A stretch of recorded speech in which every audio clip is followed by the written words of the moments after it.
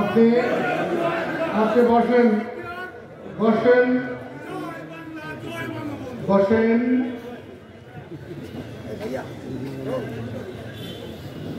সম্মানিত সভাপতি,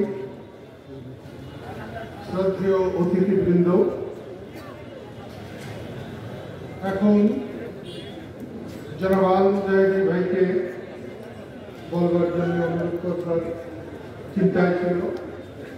বয়সী মানুষ, বাইরে গেছেন, আসতে কি হবে। এরপরেই আমাদের মুক্তিযোদ্ধা বিষয়ক মন্ত্রী, তারপরে আমার বড় ভাই, আমার রাজনৈতিক গুরু, আগেই বলেছি, অর্থেশ্বর বলেই ফেলেছি যে আমাকে উনি কিচ্ছু শেখায়নি, কিন্তু আমি যা শিখেছি তাকে দেখি আমি শিখেছি। লতিফ ভাই যখন বক্তৃতা করতেন পুলিশ প্যারেড ময়দানে, আমি দূরে বসে থাকতাম, হাজার হাজার লোক হাততালি দিত, উৎপ্রেরিত হতো। তখন আমার মনে হতো আমি একই বাপের একই মায়ের সন্তান, একজন এইভাবে মানুষকে উদ্বেলিত করছে, নাচিয়ে তুলছে, আর আমি বেকুবের মতো অপদার্থের মতো ঘোরাফেরা করি। আমার খারাপ লাগতো, আমার মনে হতো আমি এতটা অযোগ্য। এটা দেখে দেখে দেখে দেখে 62 সাল থেকে রাজনীতিতে এসে শরীক হয়ে গিয়েছিলাম। সেবার বিচিত্র ব্যাপার, আমাদের শওকত আলী তালুকদার সেই প্রথম হাঙ্গার স্ট্রাইক করেছিলেন, যেটা এখন ফজিলাতুন্নেসা কলেজ, ওটা ছিল হাসপাতাল। ওখানে উনি হাঙ্গার স্ট্রাইক করে এক বিছানার মধ্যে শুয়েছিলেন। আমি তো একটা নির্বোধ, হাঙ্গার স্ট্রাইক কাকে বলে আমি জানি না। তো ঘুরতে ঘুরতে ঘুরতে গেলাম সেখানে হাঙ্গার স্ট্রাইক দেখতে। যে দেখলাম হাসপাতালের মধ্যে একজন মোটাসোটা মানুষ শুয়ে আছে, তার কেউ বাতাস করছে, কেউ হাত টিপছে, কেউ পা টিপছে, কিন্তু আমি অনেক চেষ্টা করে হাঙ্গার স্ট্রাইক দেখতে পেলাম না, হাঙ্গার স্ট্রাইক পেলাম না। সেই যে রাজনীতিতে এসেছিলাম, মাঝখানে 65 সালে পাকিস্তান সেনাবাহিনীতে গিয়েছিলাম কয়েকদিনের জন্য। আল্লাহ কি যে করে, কখন কি করে। বড় ভাই যেমন আমাকে কিছু শেখায় না, আমি শিখেছি। মুক্তিযুদ্ধের আগে আমি পাকিস্তান সেনাবাহিনীতে 2.5 বছর একটা সাধারণ সৈন্য ছিলাম। প্রেজেন্ট আর্মস দিতে গিয়ে, সালাম বলে ওটাকে, দিতে গিয়ে থাপড় মেরে রাইফেল ভেঙে ফেলেছিলাম। হিয়া এসেছিলেন আমাদের পাঞ্জাব লাইনে বেঙ্গল রেজিমেন্ট। আমি থাপ্পড় দিয়ে রাইফেল ভেঙে ভয়ে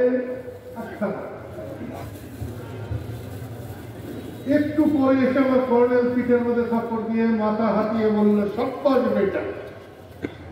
লোকটার নাম ছিল হামিদ হোসেন সিদ্দিকী, কর্নেল হামিদ হোসেন সিদ্দিকী পাঠান। আমি ভাবলাম আমি দোষ করছি, আমার তো কোয়ার্টার ডাক। এখন দেখি পরের দিন একটা লাল ফিতাই না সাইডে লাগাই দিল, ওটার নাম হলো লালস নায়ক। আর্মিতে নায়ক, লালস নায়ক, সিপাই, হাওলদার, সুবেদার, নায়ক সুবেদার, সুবেদার মেজর, কত পার্থক্য কল্পনা করা যায় না। এক নায়কের সামনে এক সিপাই গেলে কিছুই না, একদম স্টাডি হয়ে থাকতে হয়। আমি একটু আগে বলেছিলাম রাস্তাগুলো বন্ধ করে দেয়। তারপরে অনেকক্ষণ অনেক গাড়ি আসলো গেল, এখন লোকের জন্য বন্ধ হয়েছে না আমার পুলিশ ভাইরা বন্ধ করেছে, এরা আল্লাহ জানে, আমি তো কিছু জানি না। কিন্তু 24শে জানুয়ারি 1972 আমরা রাস্তার 2 পাশে সুতা বেঁধে দিয়েছিলাম। সেই সুতা ছিঁড়লে 2-4 জন আবার সেই সুতা জোড়া দিয়ে আস্তে আস্তে অনেক কিছু ঢিলা হয়ে গেছে। আমি মিনালের সামনে কয়েকটা কথা এই জন্য বলেছি, এই মিটিংটা আওয়ামী লীগেরও না, বিএনপিরও না, জাতীয় পার্টিরও না, এটা কৃষক শ্রমিক জনতা লীগেরও না, এই মিটিং কিন্তু স্বাধীনতার মিটিং, মুক্তিযুদ্ধের মিটিং, বঙ্গবন্ধুর হাতে অস্ত্র জমা দেওয়ার মিটিং। তো সেই জন্য বলছি, আমি পেছানো কথা বুঝি না, আমি যা মন দিয়ে বিশ্বাস করি তাই বলি। বড় ভাইয়ের কাছে সন্তানের মতো স্নেহ পেয়েছি, যারা স্নেহ করে তারা মায়ের প্রেম করছে। আমার খালি উপকারী হয়েছে, উপকারী হয়েছে, উপকারী হয়েছে। আজকে যদি উনি আমার প্রশংসা করে তাও যাও, আজকে যদি একেবারে মরা কুত্তার মতো গালাগালি করে তাও মারতাম। লতিফ সিদ্দিকী আমার বড় ভাই, আর আমাকে ছোট করতে পারবে না। আমাদের দেশের মেয়েরা হাতে সরিষার তেল মেখে কাঁঠাল ভাঙে, আঠা লাগে না। আমি কাউকে তেল মারতে পারি না, চাটু মারতে পারি না। আজকে প্রায় 50 বছর আমি একজনের শরীরে তেল দিই, আমি মাথায় তেল দিই না। যে কেমনি করে যে আমার তেল কারো গায়ে লাগে ধরবে, তখন আমি বিপদে পড়ব। সারা জীবন যেভাবে চলেছি তেল ছাড়া, চাটু ছাড়া, চাটু আমি দেইও না, চাটু আমি শুনিও না। অনেক মানুষ আছে কান কথা শোনে, আমি বউয়ের কান কথাই শুনি না। জিজ্ঞাসা করে এখানে আছে কোনদিন একটা কানে কানে কথা বলতে পারছে কিনা। আমি জানি সেখানে যত আস্তে মৃদু কাছাকাছি, ওখানেই হলো জালিয়া। আমি লেখাপড়া জানতাম না 4 বছর, কিন্তু মায়ের খেয়ে খেয়ে কিন্তু ব্যাকরণ শিখতাম, যোগ বিয়োগ শিখতাম। বঙ্গবন্ধু মেরে মরে গিয়ে আমাকে এতিম করেছেন, এটা খুবই সত্য। বঙ্গবন্ধু মারা যাওয়া আর কার কি ক্ষতি হয়েছে, এমনকি আমার বোনের কি ক্ষতি হয়েছে তাও আমি করতে পারবো না। এটা আমার ক্ষতি হয়েছে, আমার পরিবারের ক্ষতি হয়েছে, আমার ভাইয়ের ক্ষতি হয়েছে, আমার বোনের করে ক্ষতি হয়েছে, আমার ভাইয়ের করে ক্ষতি হয়েছে। ওনাদের পড়ার সময় ছিল, আমার ছোট বোন শুশু, মার খুব ইচ্ছা ছিল ওকে শান্তিনিকেতনে দলে পড়াবার। হ্যাঁ, ভারত সরকার দায়িত্ব নিয়েছিল, পড়ার সে সুযোগ নিয়েছিল। আমার ভাই বোনেরা জিরেল হয়ে গেছে, যে কাজ ওদের ছিল কখনো ওরা সে কাজ করে নাই, কখনো না। আমি যখন আর্মিতে ছিলাম, আমার ছোট বোন রহিমার লেখা ভারতের দেশ পত্রিকায় ছাপা হতো। বড় ভাই তখন জেলখানায়, আমরা দেখা করতে গিয়েছিলাম, রহিমার নাম কেটে দিয়েছে। ভারতের পত্রিকায় রহিমার লেখা ছাপা হয়, কবিতা ছাপা হয়, এই জন্য কেটে দিয়েছে। মোকাম্মেল হক ছিলেন তখন ময়মনসিংহের ডিসি। এখনকার ডিসি করে তো কেউ পোষাও না, জিজ্ঞাসা করে। এখনকার ডিসি করে কোনো সম্মানও নেই, এখনকার ডিসি করে খুব একটা বেশি জ্ঞানও নেই। আমাকে মান্নান চাষা, আমার বাড়ির পাশে মান্নান চাষা কুমুদিনী কলেজে দুধ সাপ্লাই করছে, 2-3 দুধ এনে দিত কুমুদিনী কলেজের মেয়েরা খাইত। একদিন বাবা গিয়ে বলছে, এই মান্নান দুধে তো তেল তেল রাখে।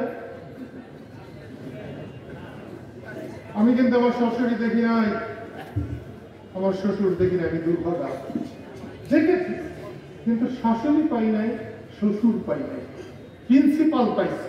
আর আব্দুল হামিদ পড়াইছে।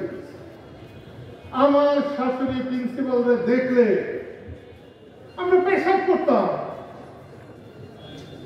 প্রিন্সিপাল নার্গিস হামিদ পড়াইছে,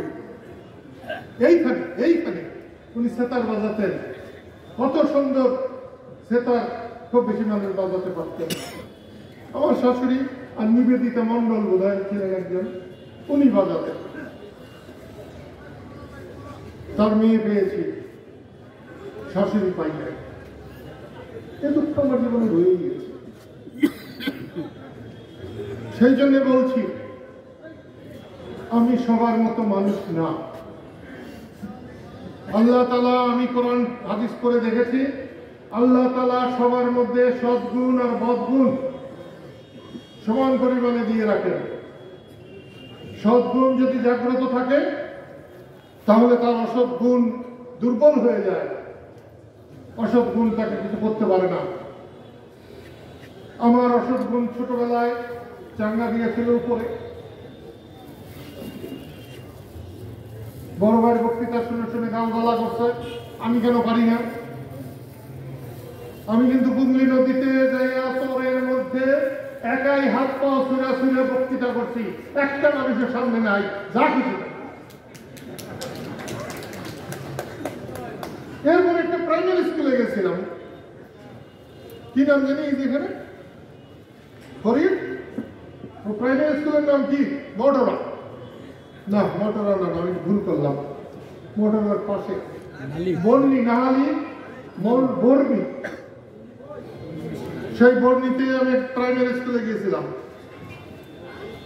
ক্লাস 3, 4, 5 এর ছাত্র ছাত্রী, বাঙালি মনে শিয়াল রাজার মতো হাত পাও নাড়াইয়া যা মনে হইল তাই বলে। আসবার সময় আমার মনে হলো আমি তো যা বলতে চাইছি বলতে পারছি। ওর আগে না হলে 6 মাস মাইকা নিয়ে মঞ্চ সাজাই, বক্তৃতা যখন নাম আসে তখন দৌড়িয়ে বলাই। তখন দেখলাম আর তো বেশি সময় দৌড়িয়ে বলান যাব না, সবাই জানে লতিফ সিদ্দিকীর ভাই বক্তৃতাকে ভাড়াই গেলাম, তার আমি তো হলাম একেবারে কষা। ওই বর্ণি স্কুলে হাত পাও ছড়াইয়া বক্তৃতা করিয়া মনে হলে পারলাম। গেলাম মির্জাপুর বাজারে, হাত পাও ছড়লাম। তারপরে যত দুনিয়ার বাজার হাট ঘাট আছে খালি যাই লতিফ ভাইয়ের কারণে। ওই যে শাহজাহান সিরাজ রে অন্তত পক্ষে আমি তো দেখছি 1.5 বছর বক্তৃতা শিখেছে, হাত পা নাই কিভাবে বক্তৃতা করে। এই শাহজাহান সিরাজ আর লতিফ সিদ্দিকের যখন গ্রুপ হয়ে গেল, আমরা বললাম এক দলে, ওনার আরেক দলে। যেখানে মিটিং হেনেই কাজী সিদ্দিক আছে, হেনেই সুরাব আলী খান আছে, হেনেই আলী হোসেন আছে, সেখানেই আলাপ করিম আছে। আর শাহজাহান সিরাজের দলের লোকেরা একটু সাহেব প্রকৃতির, তারা জায়গা পারে না, আমরা যেখানে খুশি যাই। সারা টাঙ্গাইলে শাহজাহান সিরাজের 70 সালে 69 সালের সম্মেলনে আমরা ওই সিনেমা হলের নাম কি, রূপবাণী সিনেমা হলে আমরা কমিটি করছিলাম। আমাদের না হলে 15-16 লোক ছিল। শাহজাহান সিরাজ তারপরে আরেক কমিটি করলো, 200-র বেশি লোক আছে। এরপরে এটা চলতে থাকলো। ইলেকশন, জয় বাংলা বললে যারা প্রার্থী হয়েছে তারা বলে বাবারা এখন জয় বাংলা বলল না, ইলেকশনের পরে বলল জয় বাংলা বললে যদি মানুষের ভোট না দেয়, জয় বাংলা জয় হিন্দ ধুতি দিন, এরকম যদি হয়। ছাত্ররা বেগে বলল, আমরা বসে রইলাম। সপ্তাহের মধ্যে আমরা বসে ছিলাম, একটাও মিটিং করতে পারেনি আওয়ামী লীগ, একটাও। বাবারা ঠিক আছে, তোমাকে যা খুশি প্রচার চলে গেল। আজকে কিন্তু সবাই জয় বাংলা বল না। জয় বাংলাটা হওয়া উচিত ছিল সারা দেশের, বাংলাদেশের জয় বাংলা হওয়া উচিত। আমরা আমাদের দুর্বলতার জন্য পুরোপুরি জয় বাংলাকেও সারা দেশের মানুষের জন্য করাতে পারি নাই। জয় বাংলা বলতে গিয়ে সেখানে বিএনপি থাকবে, জাতীয় পার্টি থাকবে, জয় বাংলা বলবে না। বাংলার বাপ একটাই, বাংলার বাপ 3টা না 5টা না 10টা না, কিন্তু আমরা পারি না। আমাদের ব্যর্থতা আছে, সে ব্যর্থতাকে আমরা স্বীকার করি না। ইলেকশন হইল, সবাই দিত, তখন জয় বাংলা বড় প্রিয় হয়ে গেল। আমি নিজে সাক্ষী, 11ই জানুয়ারি 1970 সাল পল্টন ময়দানে সভা হয়েছিল। সেই সভায় অন্তত 10 বার জয় বাংলা উঠেছে, জয় বাংলার ব্যানার নেমেছে। বঙ্গবন্ধু যখন বক্তৃতা করলেন তখন বললেন জয় বাংলা আছে, জয় বাংলা থাকবে। সারা দেশের মানুষ জেগে গেল, আমরা জিতলাম। আমার ফারুক ভাই তো বলে চিনেই ভালো করে, আমি তাকে খুব সম্মান করি, কিন্তু কালকে থেকে সম্মান করা বাদ দিচ্ছি, একদম বাদ দিচ্ছি।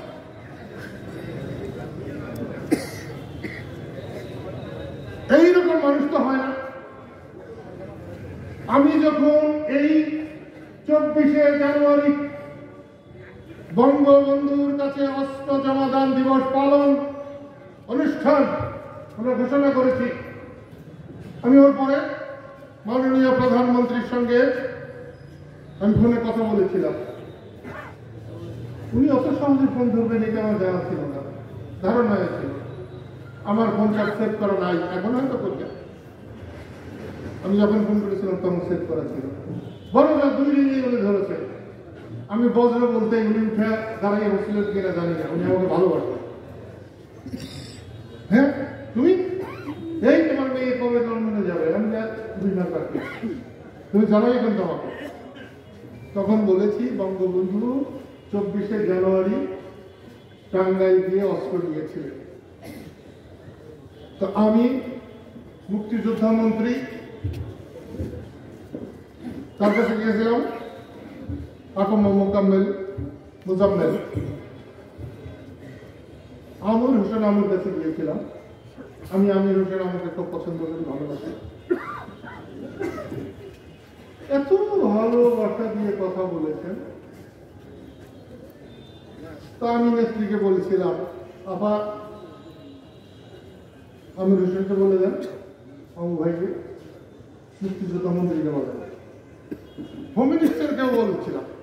হোম মিনিস্টারকে আমি আমার ছোট ভাইয়ের মতো ভালোবাসি, উনিও খুব সম্মান, ভীষণ ভালোবাসে। তো আচ্ছা, তাদের যদি যাওয়ার অসুবিধা না থেকে যাবে, কেন যাবে না? যাবে।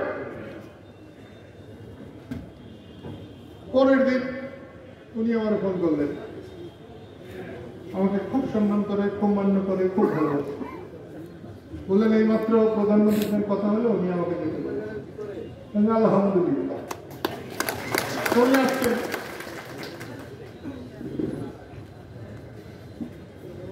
রাজ্জাক বড় ভাইয়ের একটা বিয়ের অনুষ্ঠানে গেছিলেন।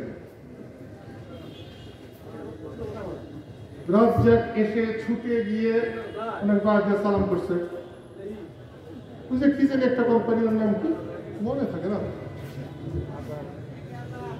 আজাদ তো মানুষ কোম্পানির নাম কি, হামিম গ্রুপের চেয়ারম্যান।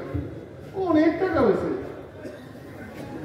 5,000 10,000-এর কাছাকাছি হয় কিনা, দেখবে অনেক টাকা। আমি গেছিলাম কয়দিন আগে ওর কাছে, ওদের এক দাওয়াতে। বলছে কাদের ভাই জানেন, আমার বড় ভালো লাগছে আপনাদের এলাকার মন্ত্রী রাজ্জাক সাহেব, উনি আইসেই যখন শুনলেন লতিফ ভাই আছে, ছুঁইতে যায় তারা পায়ে হাতে সালাম করছে।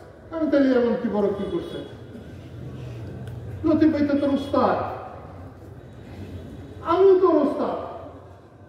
ছাত্র সময় লতিফ ভাই ওস্তাদ, যুদ্ধের সময় আমি ওস্তাদ। ও লতিফ ভাইও সালাম করে, আমারও সালাম করছে, ওর অফিসে পর্যন্ত সালাম করছে। তাহলে ঠিক হয় না, এখন এইরকম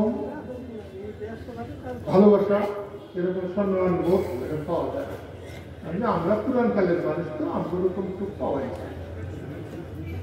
সেই রাজ্যা জার্মানি কোথায় জেনে গেছিল 5-6 দিন আগে, আমরা অনেকবার খুঁজেছি। পরশু দিনের আগের দিনও হন পাই নাই, কালকেও হন পাই নাই। আমি আমার ফারুক ভাইকে ফোন করছি। ফারুক ভাই কিন্তু সাটিয়াতলা যুদ্ধ করতে যাইয়া খেতাব পাইছে। এ পয়সা পদক আপনাকে জানি কি স্বাধীনতা পদক একটা পাইছে। ফারুক ভাই কোনোদিন বন্দুক ধরে দেয় না। এইভাবে ফারুক ভাইরে ওইটা দেওয়া কি ভাই। শামসুদ্দিন বলে একটা ডিসি আছিল, এসডিও আছিল সিরাজগঞ্জে, পরেও দিছে। এটা সবচেয়ে অন্যায় হয়েছে। বঙ্গবন্ধুর 7ই মার্চের ভাষণ শুনে শামসুদ্দিন মস্ত বড় নেতা হয়েছিল, এবং সত্যি সে সিরাজগঞ্জ একটা বিরাট অর্গানাইজেশন করে দিচ্ছিল। কিন্তু পাকিস্তান আর্মি আরিসার থেকে নগরবাড়ি যায় নামার সাথে সাথে, তার আগেই বোধ হয় সব শেষ সাইডা দিয়া টাঙ্গাইলের গোপালপুর এসেছিল হরিবাড়ি। তার আত্মীয়দের একটি চিফ সেক্রেটারি কি নাম ছিল আজম, তার আত্মীয় সে বলছে যে তুমি এসে বলো সব মাফ মুক্ত হয়ে যাবে। লাভাইতে লাভাইতে গেছে, 3 দিন পরে বাঁধছে, মাস করে পিটাইয়া তাদের খুন করছে। আমি যদি এইটা দেওয়ানের মারধর হইতাম পরে সবার আগে যমুনাতে আমি অবস্থা করতাম। তুমি বঙ্গবন্ধুর হইয়া মুক্তিযুদ্ধ করবা, যুদ্ধের পক্ষে যাবা, তোমারে ধৈর্য নিয়ে যদি মারতো আমি তোমারে বীর শ্রেষ্ঠ পেতাম। তুমি সারেন্ডার করে মরছ, তোমার গলায় ফাঁসি দেওয়া। এইটুকু আমার সঙ্গে ডিফারেন্স। আমি এরকম তেল মারতে পারি। তো ফারুক ভাইও আমি বলছি, ফারুক ভাই কালকে মিটিং আসবেন তো? না, কেমনে যাই, কাদের? আমার তো মন্ত্রীর সাথে কথা হয়। আমি বলছি কোন মন্ত্রী? রাজ্জাক। বলছি হ্যাঁ। আমি যে আপনার দেশের প্রধানমন্ত্রীর সাথে কথা হইল, মন্ত্রী একজন আসতেছে। আমি তখন জানতাম না যে মৃণালকে দলের থেকে পাঠাচ্ছি। বলছে না, আমি ওনাকে জিজ্ঞেস না করে যাই করবো। আলহামদুলিল্লাহ। একটু পরেই আমি রাজ্জাককে ফোন করছি আজকে। আগা ঘুরাই খুবই ভদ্রতা করে, খুবই সম্মান করে, ভালোবাসে। অনেকে যদিও সন্দেহ করে যে ভালোবাসাটা এই সম্মান এগুলো মিথ্যা। আমি তো ওটা ভাবি না, আমি সব সত্য ভাবি। আমি কারো এটা মিথ্যা ভাবি না। আমার সঙ্গে রাজ্জাকের কথা হয়েছে, খুবই ভালো কথা হয়েছে। অন্য সময়ও যেভাবে বলে এখনো সেভাবে বলছে। বলছে আমি তো বাইরে ছিলাম, কিচ্ছুই জানি না, যদি সামান্য জানতাম তাও আমি চলে আসতাম। কিন্তু টাঙ্গাইল আওয়ামী লীগের নেতা আমার ফারুক ভাই, উনি আসতে পারেন। ঢাকা থেকে আওয়ামী লীগ আসতে পারে, টাঙ্গাইলের আওয়ামী লীগ আসতে পারে না, তাকে পায় না। টাঙ্গাইলে 8টা এমপি, একজন আসে, কি কাম করে হয়তো বলবো সংসদে আমরা ছিলাম, কিন্তু টাঙ্গাইলে কোনো সংসদে হারাইছে বুঝা আমি তো দেখতেছি না, খাই বই।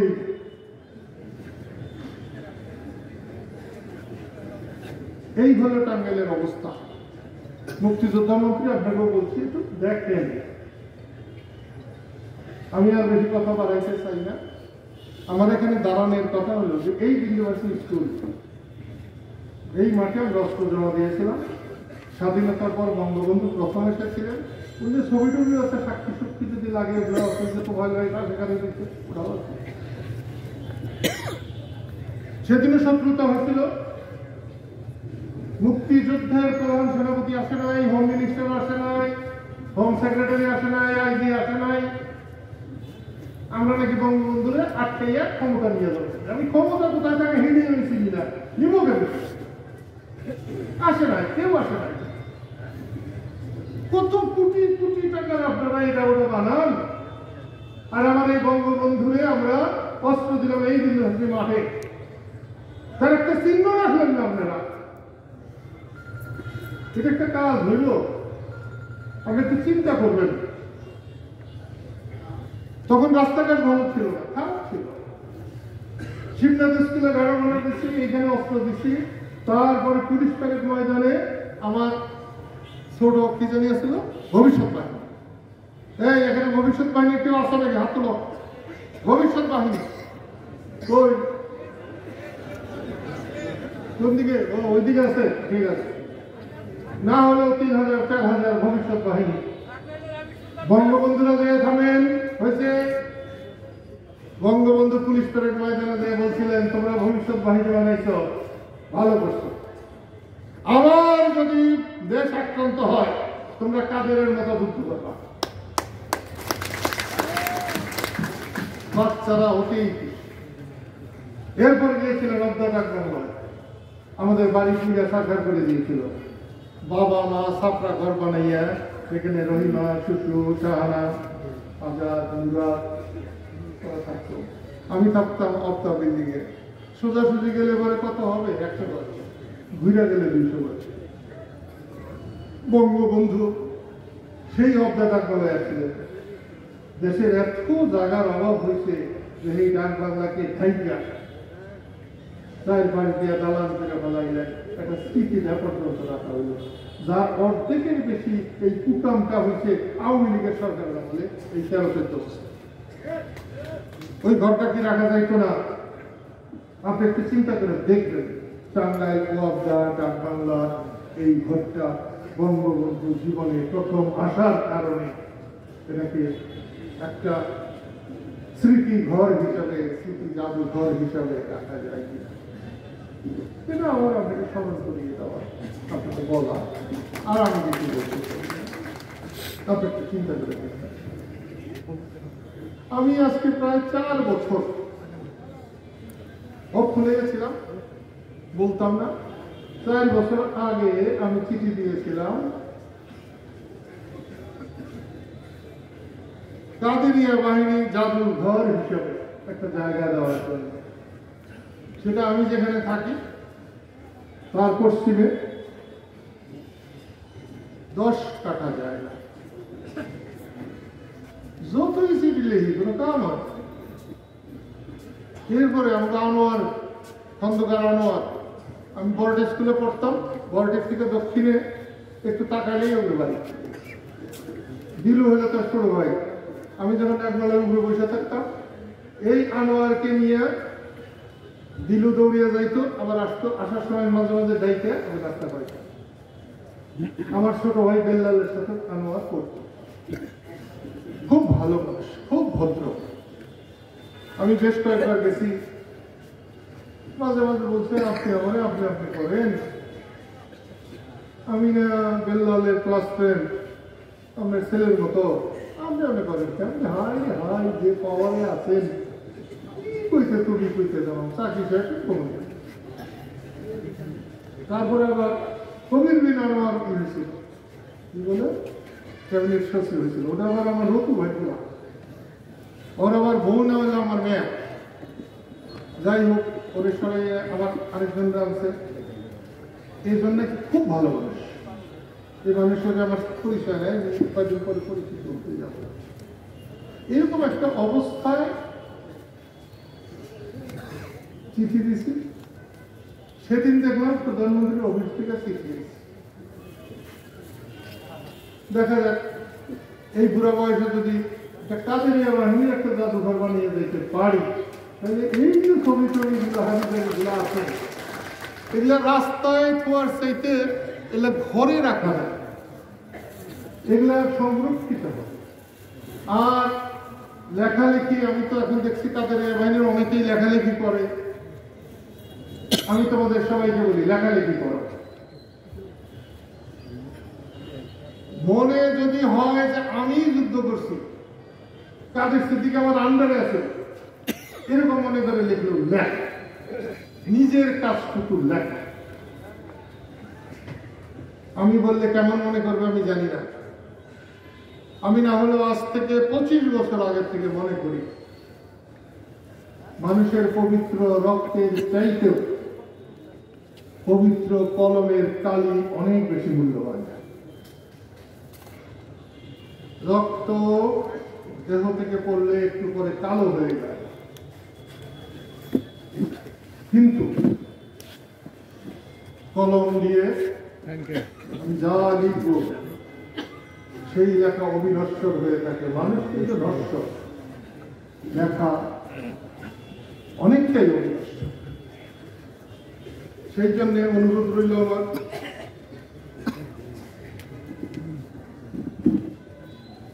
মাননীয় মুক্তিযুদ্ধ বিষয়ক মন্ত্রী, আপনি যদি বেশি করে দিতে পারেন, আর বেঁচে থাকতে থাকতে যদি একটা ঘর করে দিতে পারি।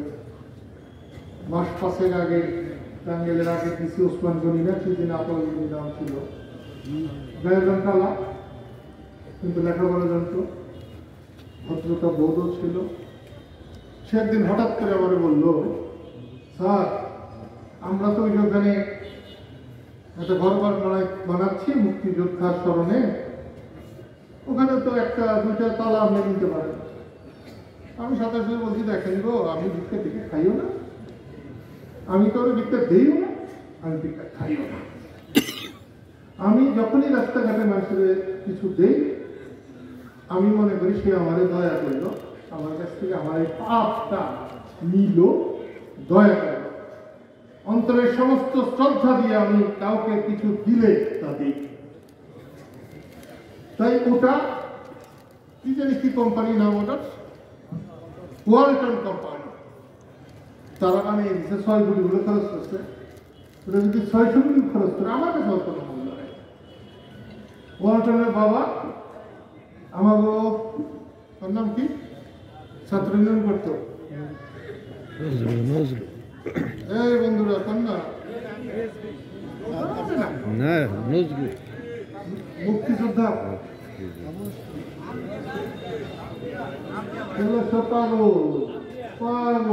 গারিন্দাবাড়ি মুজাফফর কাদেরিয়া বাহিনীর সব সার্টিফিকেট তৈরি করছে মুজাফফর। আর এই রেসবির বাবা মুজাফফরের পাশে বয়ে যাচ্ছে, ডিউটি করতো। অত ভালো মানুষ হয় না। সেই রেসবিরা 6 কোটি টাকা খরচ করে এটা কি বানাই, 6 কোটি টাকার মতো খরচ করছে, আরো করবো। তো আমরা আপনার চেষ্টা করে যা সংগ্রহ করতে পারি তাই দিয়ে আমরা করার চেষ্টা করবো। আপনার মন্ত্রণালয় থেকে টাকা দিতে পারলে দিবেন, না দিলে চাই না, জায়গা চাই, জায়গা চাই, জায়গা চাই। বঙ্গবন্ধু পয়সা থাকলে সকালে বলতাম, বিকালে জায়গা নিয়ে আসতাম। বঙ্গবন্ধু মরে গেছে, আমরা কিছুই করবো না। সেইখানে বলে রেখে বললেন যে ভাই কিন্তু 13 মানুষ জায়গাটা না, তার আর কারণ দরকার নেই, উনি লিখে দিচ্ছে, জায়গা দিয়ে দেওয়ার জন্য লিখে দিচ্ছে। যাদের কাছে লিখে দিচ্ছে তারা যদি জায়গা না দেয়, তাইলে সকাল বিকাল আমি ইনশাল্লাহ দেখবো। বড় ভাই এই সমস্যা এখন আর কি, বড় ভাইয়ের শত্রুদের বড় ভাই থামাইতে পারবে। আল্লাহ যদি আমাকে দয়া করে, আমি তাদের সবার মুখ পবিত্র পানি দিয়ে ধুয়ে দেব। অনেক শত্রু, তার সাথে সহযোগের শত্রুতায়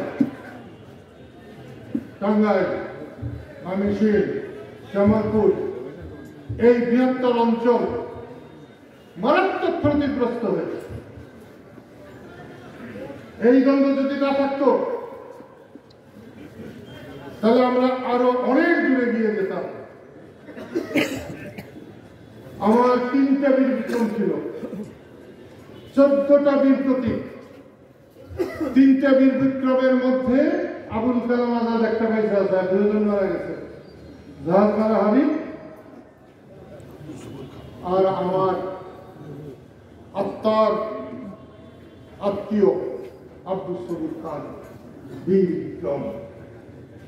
আব্দুল সবুর খান বীর বিক্রম যদি না থাকতো আমি আজকে বেঁচে থাকতাম না। নাগরপুরে আমি তো মারাই যেতাম নির্ঘাত। 4-5 হাত দূর থেকে সবুর আমাকে বাঁচিয়েছিল, ওটা মরে গেছে। আমি সেই জন্য কালামকে গলা নষ্ট হয়েছে তারপরেও বলেছে, এই জন্য আমি খুব খুশি। আমি আমার কথা আর বাড়াতে চাই না বেশি। আমি সালাম জানাই বীর মুক্তিযোদ্ধাদের, আমি স্মরণ করি যারা শহীদ হয়েছে তাদের, আমি স্মরণ করি বঙ্গবন্ধু শেখ মুজিবুর রহমান, স্মরণ করি মৌলানা ভাসানীকে, জাতীয় 4 নেতাকে, আরো অন্যান্য। আজকে আমার বউ যখন বক্তৃতা করলো, আমার স্ত্রী, ওর সঙ্গে আমার বিয়ে হওয়ার কোনো কথা ছিল না। যুদ্ধের পরে যদি ওর মা আমার মা বাবার কাছে প্রস্তাব নিয়ে আসতো, বড় ভাই সবার আগে বলতো, কত ছোট্টখাট্ট বজরুর কাছে সারাদিনই লোক আছে, কিচ্ছু করতে পারে, তার সাথে বিয়ে হবো না। আর মুক্তিযুদ্ধের আগে যদি আমার মা বাবা যায় ওর মা বাবার কাছে যে প্রস্তাব দিত আমার বিয়ের, হ্যাঁ তারা এক মিনিটে বলে দিতে, ওর সাথে কি বিয়ে দেবো, ওর কোনো গরুর রাখা, খালি গরু রাখে, ওর সাথে জানবার বিয়ে চলবে। আমি সেই থেকে বিশ্বাস করি বিয়ে যদি আল্লাহর তরফ থেকে মঞ্জুর করা যায় সেটা হয়েছে, সেটা হয়েছে। আমার 3টা ছেলে মেয়ে, একটারও রাজনীতি করার কোনো আগ্রহ নেই, কিন্তু আমি আল্লাহকে শুকরিয়া জানাই, আল্লাহর কাছে কৃতজ্ঞতা জানাই, আজ পর্যন্ত আমার ছেলে মেয়েদের নামে কোনো বিচার আচার কেউ যায়নি, বিব্রত হতে হয়নি, কোনো বিচার যেতেও হয়। ঠিক আছে, ওদের ইচ্ছা নাই করবে না।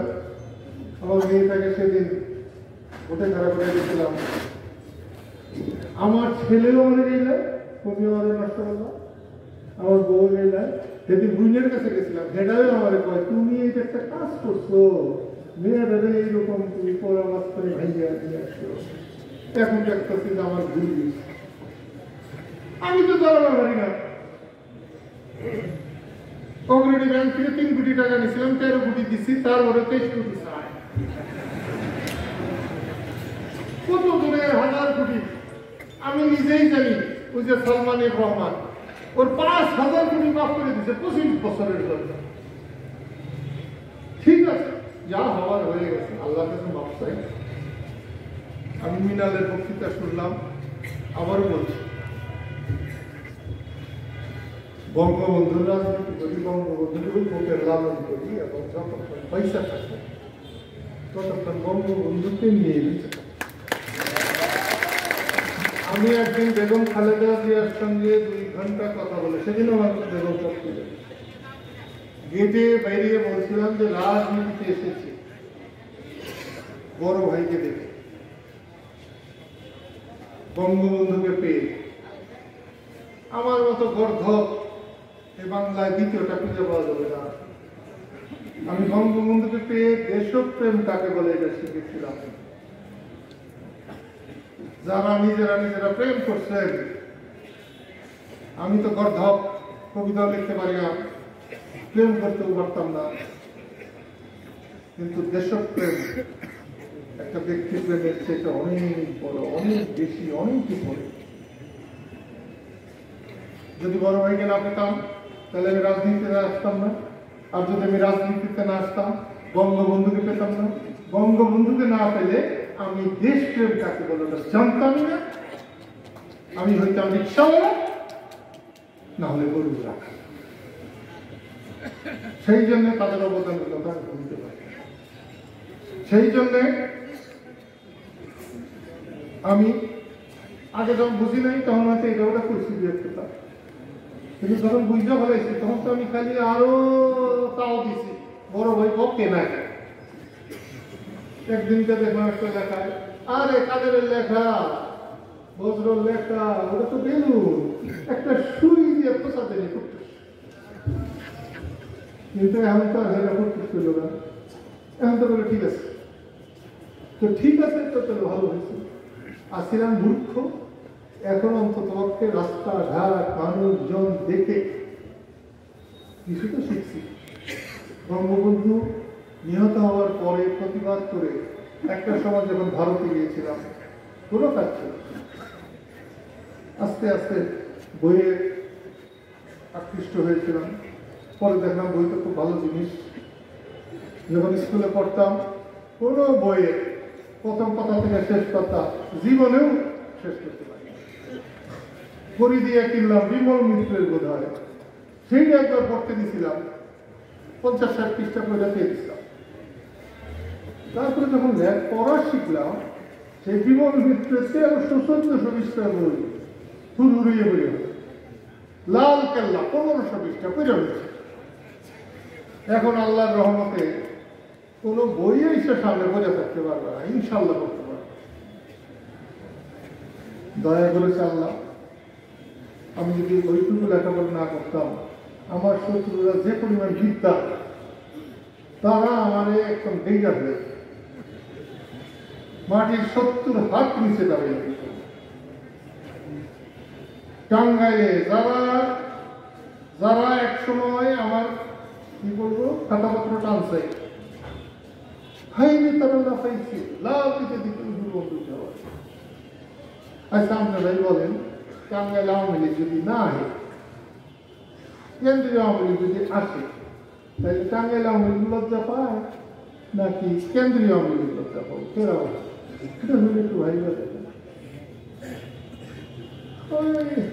যে চিন্তা, মানুষকে অবহেলা করা, এটা ভালো কাজ না। এখন যারা এমপি হয়েছেন তারা কিন্তু অনেকে এমপি হওয়ার যোগ্য না, কিন্তু হয়েছে বাঙালি মানে কি আল্লাহ হয়েছে, কি করা যাবে? আপনারা ভালো থাকুন, আমার লেজ ধরার চেষ্টা করবেন না। হনুমানের লেজ ধরা অত সোজা না। হনুমান কিন্তু লঙ্কা টুইরা সার খার করে দেখিয়েছে। আমার লেজ ধরার চেষ্টা করছে, আমি কেন লেজ ধরিও না, আমার লেজ ধরার চেষ্টা করেন না। আমি যারা এই অনুষ্ঠানের আয়োজন করেছেন, চেষ্টা করেছেন, রাত দিন কেটেছে, আমি তাদের অভিনন্দন জানাই, ধন্যবাদ জানাই, কৃতজ্ঞতা জানাই। অনেক মানুষের 10 টাকা, 50 টাকা, 500 টাকা, 1000 টাকা দিয়েছে। আমাকে যারা ভালোবাসে ঢাকা শহরে দায়িত্বে বাড়িতে টাকা পাঠিয়ে দিচ্ছে। এক সময় আমি মনে করতাম এখানে যে টাকা খরচ হবে সে টাকা পাবো না। গোলাম আম্বিয়া নবী এক সময় সাংস্কৃতিক অনুষ্ঠান সব এই করে করতে চেয়েছিল। প্রথম তিনি বলল 50 লাখ। আমি বললাম যে 50,000 হইলে আমি পারি, এটা 50 লাখ যাবে না। সাংস্কৃতিক অনুষ্ঠান করি, আমরাও করব। এখানে পল্লী গীতির সম্রাট আব্দুল আলিমের পোলা আসছে, আকবর। আমাদের নুরুয়ার একটা আছে আবু বকর সিদ্দিক, সেটা আসছে। তারপর আমার টাঙ্গাইল একটা আছে মনির, এত ভালো ছেলে, সুন্দর চমৎকার গায়, কলকাতায় নাচে আসছিল, সেটাই বলিছে। ওই যে কি নাম জানি ওটা, ফকির শাহাবুদ্দিন, তার দল নিয়ে এসে বসে দিচ্ছে। বড় বের কাছ থেকে বলে টাকা দিচ্ছে। আমার পেতেছে গুরু, আমি এখানে আমার গাড়ি ভাড়া করি, আমার সঙ্গে যারা বাঁধাবো ওরা যে কয় টাকা লাগে, তো সে একটা অ্যামাউন্ট বলছে, আমার যে টাকা তোমার আমাদের দিচ্ছেই আসেই আমার কাছে, তাহলে আইলেই দিয়ে। আবার কবে দাঁড়াতে পারবো সামনে জানি না। আমি আবার সুযোগ হলেই তোমাদের সামনে আসবো, তোমাদের সবাইকে সাক্ষী রেখে। এইখানে কোনো স্মৃতি চিহ্ন বিন্দু আসেনি। স্কুল মাঠে আমরা বঙ্গবন্ধুর অস্ত্র নেওয়ার দিনের একটা স্মৃতি চিহ্ন মাননীয় মন্ত্রী অবশ্যই অবশ্যই অবশ্যই 26শে জানুয়ারি আমরা জাতীয় দিবস হিসাবে স্বীকৃতি চাই। প্রিয় বন্ধুরা, অনেকক্ষণ কথা বললাম, অনেকদিন কথা হয় না, করোনার কারণে আরো কথা হয় না। আপনারা ভালো থাকুন, সুন্দর থাকুন, সুস্থ থাকুন, এই আশাবাদ ব্যক্ত করে আমি আজকের মতো আমার কথা শেষ করছি। খুদা হাফেজ।